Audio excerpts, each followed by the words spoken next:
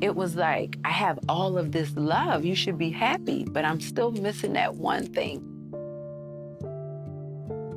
Growing up with a loving single mom in Charleston, South Carolina, Adelaide Brown had one question burning in her mind. Where's my dad? Like, what did I do? Like, where is he? Why isn't he here?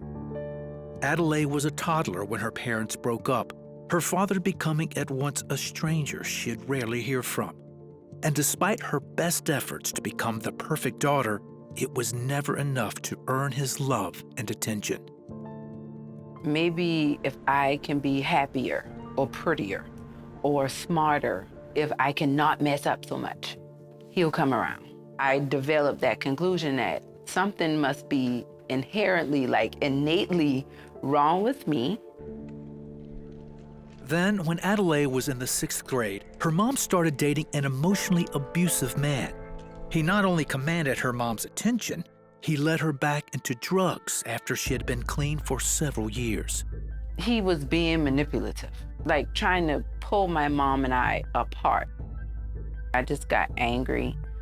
I felt rejected by her. I knew she would protect me, but I never felt safe emotionally. Adelaide's only relief was the time spent with her grandmother, a Christian who taught her to trust in Jesus as her Savior. But when things didn't change at home, I knew God was a good God and a just God, but that's why I thought something was wrong with me. I am bad, and that's why God isn't helping me. By high school, Adelaide was known as the model teenager, the A student who did no wrong. But at home, life had become unbearable, and she was in a dysfunctional relationship of her own.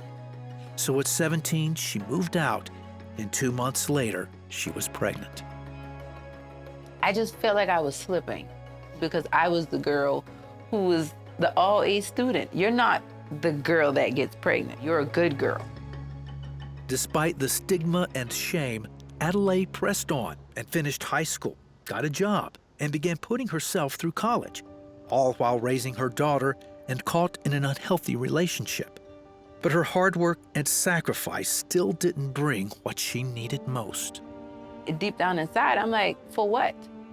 Am I ever going to get real love? Can I fall and people really just embrace me, give me grace? Mentally, I started feeling like I can't handle this. One day, she realized it was taking her down a familiar path. I'm not good enough to be a mother. I'm turning into my mom. I just kind of broke down in tears, just crying. I was thinking, I'm losing my mind. I'm going to end up losing my daughter.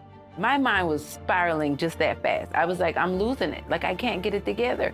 And in that moment of desperation, it was like I felt this calming feeling, and I just knew Jesus, like Christ, in me, like a voice on the inside.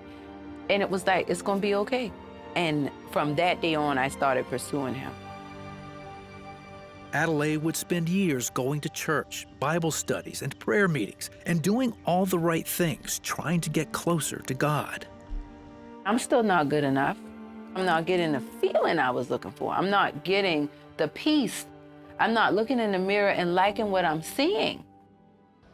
Finally, she began to accept that God's love wasn't something she had to earn. He started showing me, no, your heart is hard. I just wasn't receiving his love. He was trying to give it to me. As the walls around her heart began to crumble, Adelaide understood that through Christ, she was more than worthy of God's love. I can love myself because Christ loved me. If Jesus died on the cross for me, if he went through such a sacrifice for me, it's a slap in his face for me not to love me. Now an author and working in ministry, Adelaide is married to Kevin and raising 4 kids. She's also built strong relationships with both of her parents, and her mom has been clean since 2010. Adelaide says that seeing herself through God's eyes helped transform her life.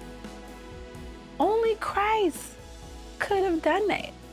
We can get caught up in all of our imperfections, but he said, I'll give you beauty for ashes. But we have to receive it. And that's really my story, just receiving it.